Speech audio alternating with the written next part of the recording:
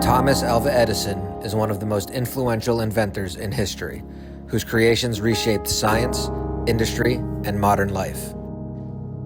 His work earned him the nickname, the Wizard of Menlo Park. But what if I told you he is also, in a very real sense, the Godfather of modern content creation? Edison had two major research centers in New Jersey. His first was in Menlo Park, where he developed and refined early versions of the light bulb, as well as the phonograph and telegraph systems. But in 1887, he moved his operations to a much larger and more advanced complex in West Orange, New Jersey. In this video, we'll explore that second location from an aerial perspective using a drone.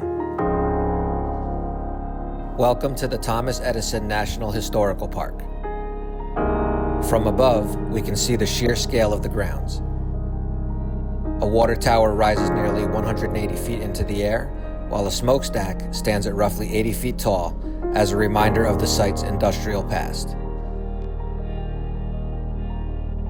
The complex contains 14 separate buildings, including machine shops, chemistry labs, stock rooms, and a library. Together, they house an extraordinary archive of over 5 million documents and more than 60,000 photographs.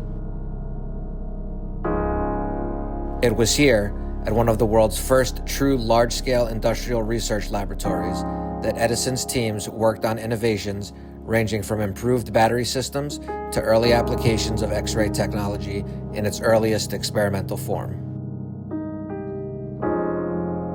But one of the most influential creations to emerge from this site wasn't just an invention. It was the beginning of an entirely new medium.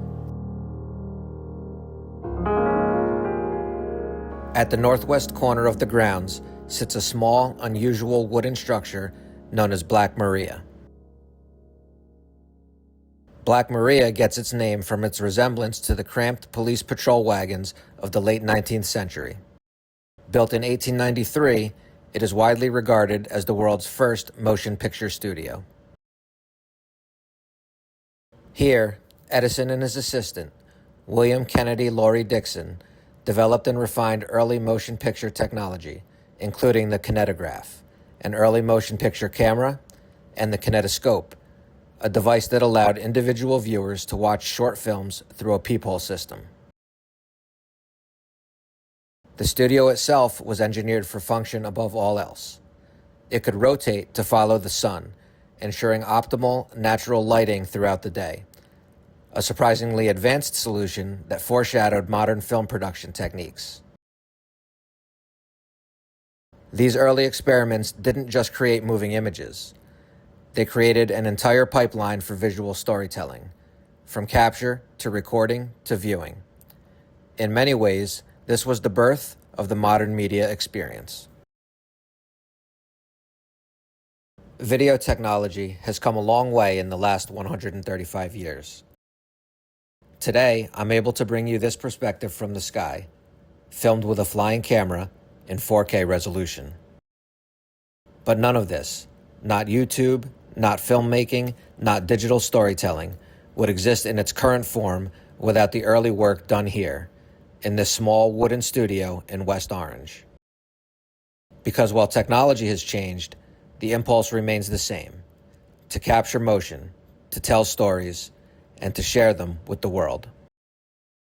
And in that sense, it is not just fair to say Edison was ahead of his time. It's fair to say he helped define the language we still use to communicate visually today. As always, if you enjoy cinematic, historical drone exploration content, please consider subscribing to see more videos, all made possible in a curious studio by one of the world's foremost inventors.